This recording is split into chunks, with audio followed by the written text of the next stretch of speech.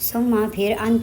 تم ہؤلائی وہ لوگ ہو تقتلون جو قتل کرتے ہو انفسکم اپنوں کو وتخرجون اور نکالتے ہو فریقاً ایک گروہ کو منکم جو تمہیں میں سے ہے من دیارہم ان کے گھروں سے تظاہرون تم چڑھائی کرتے ہو علیہم ان پر بالاسم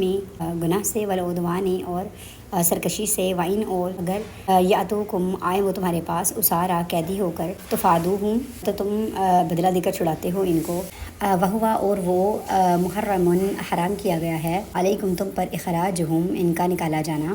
افتؤمنون تو پس کیا تم ایمان نہیں لاتے ہو ببعض الکتاب کتاب کے بعض حصے پر وتکفرون اور انکار کرتے ہو ببعض اس کے بعض حصے پر ما کیا جزاء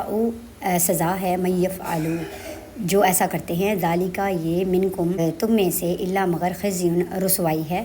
فی الحیات دنیا دنیا کی زندگی میں ویوم القیامتی اور آخرت کی زندگی میں یردون وہ لٹائے جائیں گے الی اشد العذاب شدید عذاب کی طرف وما اور نہیں اللہ تعالیٰ بغافل بے خبر ہے اما تعملون جو کچھ تم کرتے ہو